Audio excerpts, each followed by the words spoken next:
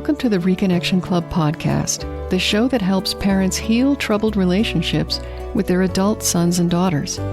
I'm your host, psychotherapist Tina Gilbertson. Each week, I'll offer you compassion, clarity, and personal development tips designed to help you reconnect, not only with your child, but with yourself. Now let's get started. In last week's episode, I spoke about 3 of the most common obstacles to reconciliation with estranged adult children that I see as an estrangement consultant and counselor. And today I'll tell you about 3 more obstacles. My hope is that between these 2 episodes, I'll introduce you to 6 of the most common hurdles to watch out for so that reconnecting with your child doesn't take longer than it needs to. I mentioned last time that I'm focusing only on obstacles that you can do something about. So although we can acknowledge that there may be other obstacles in your path, you can only control what's within your control, and it's usually best to keep your focus there. Also, as long as any of these 6 are in place, it doesn't really matter if you conquer other obstacles because these will still be there to trip you up. The first 3 obstacles I discussed last time were confusion, comparison, and defensiveness. You can hear all about those in episode 108, which you can find at reconnectionclub.com/108. By the way, in that episode I mentioned that defensiveness is kind of like a combination of confusion and comparison, and I said it was as if those 2 got together and had a baby. Just so you know, none of the obstacles on today's show are going to marry each other, let alone have babies. These are all bachelor obstacles. In deference to the fact that I've already talked about the first 3 obstacles, I'll number the ones today 4, 5, and 6. So without further delay, here they are. Obstacle number 4, paralysis.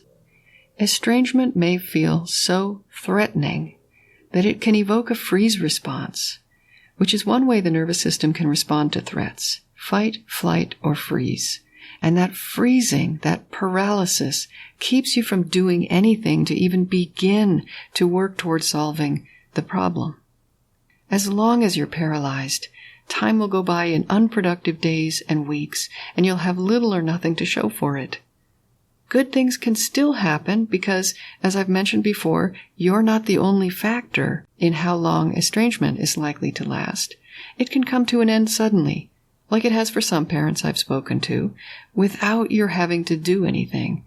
It's just a matter of your luck changing. It does happen. There's always that chance.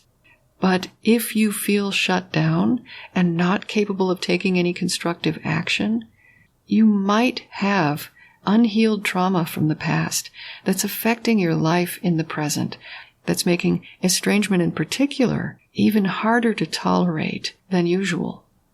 So if paralysis feels familiar to you, and especially if you know or suspect that you may have a history of trauma, I recommend therapy with a trauma specialist or a somatic or body-based mental health professional. Paralysis isn't selective.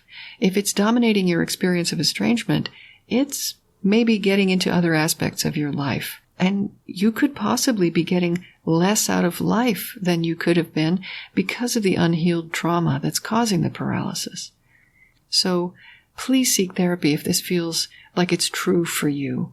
I don't know of a better way to overcome trauma-related paralysis than competent, trauma-focused therapy. Obstacle number 5 is emotional reasoning. I'm often surprised by how parents are thinking about what their estranged adult children are up to, and especially how often they attribute really dark motives to those children. And in some cases, what they're thinking about may be true. But from the research, we understand that in the overwhelming majority of cases, estrangement is nothing more or less than self-protection. A large part of parents' misunderstanding of their children's motives comes from emotional reasoning. If I feel hurt, it must be because you are trying to hurt me. That's emotional reasoning.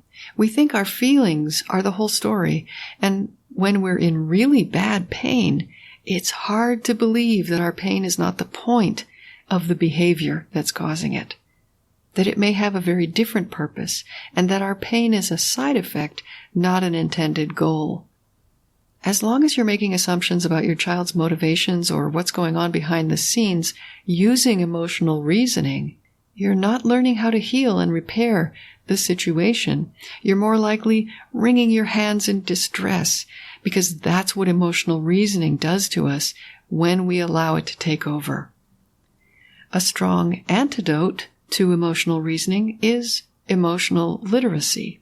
Being able to identify and accurately label emotions is necessary for us to be able to separate feelings from facts.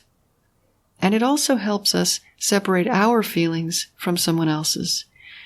Most of us could benefit from increasing our emotional literacy for all sorts of reasons, but it's very important when you're suffering from estrangement. You can search for the term emotional literacy online, or if you'd like a crash course in a quick and easy read, I wrote a book designed to help you develop your emotional literacy and your ability to sit with difficult feelings without feeling broken by them. The book is called Constructive Wallowing: How to Beat Bad Feelings by Letting Yourself Have Them. And that brings us to obstacle number 6, fear. F-E-A-R, fear. When your child steps away, that act could very easily trigger old attachment injuries that send you into that fight, flight, or freeze response. You're not able to accurately process real-world information that might be available. I witness this sometimes when parents share letters with me that their estranged adult children have written. The letter might say something like, "I've tried and tried to explain this to you, and I'd love to be able to have a relationship, but I can't live with the criticism or your anxiety or the passive aggression or whatever it is." And when the parent reads this, all they see and respond to emotionally is what comes after the word "but." And they feel attacked by their child's description of the behavior that hurts the child. And the parent is frightened by the implications of the letter itself. I think this selective attention comes from fear. The parent fears they've lost their child forever based on this letter that they've received. It has been said in therapy circles that fear makes us dumb. And in a way it's true, because when we're fearful, the part of our brain that understands complex things is offline. Whenever we're keyed up or shut down by fear, we don't perform well cognitively. We're just mammals fighting, fleeing, or freezing. When I read a letter like the one that I just talked about, as a bystander, what I hear is, "I would love to have a relationship with you, but I cannot live with X, Y, or Z." I hear actionable information and a path forward. I hear a desire for connection, and I hear the hope that the parent can help bring this about. Fear can blind you to all of this, and that's what makes fear into an obstacle for reconciliation. Both education about causes of estrangement and your own personal healing and growth with the help possibly of good therapy can dispel fear. Mindfulness practices like breath work and yoga and meditation, in addition to the right therapeutic and educational activities, can really help you tame your nervous system so that you can think critically with the right parts of your brain online. Let me quickly go through the 6 obstacles I've shared with you in these 2 episodes, 108 and 109. I don't know yet if I'll add to this series in the future, but for now, keep an eye out for what we might call the dirty half dozen. Last time I talked about number 1, confusion, 2, comparison, and 3, defensiveness. And today I discussed number 4, paralysis, 5, emotional reasoning, and 6, fear. Please remember that according to the research on record so far, most estrangements are temporary. Don't confuse today with forever. The more you can overcome these half-dozen internal obstacles, the better your chances are for a successful reconciliation. Until next time, remember that you are a loving, lovable, and still growing human being. So please take good care of yourself. Bye for now. If you've enjoyed this episode of the Reconnection Club podcast, I invite you to check out reconnectionclub.com. The Reconnection Club is for parents at any stage of estrangement from their adult, child, or children. So whether you've just realized there's trouble between you, you've been living with estrangement for years, or you're newly reconciled but still walking on eggshells, the Reconnection Club is your essential resource for information, support, and continued personal growth. With our courses and workshops, expert interviews, monthly Q&A calls, and a friendly, active community, the Reconnection Club is a wonderful place to be for anyone suffering the pain of estrangement from an adult, child, or children. So check it out at reconnectionclub.com.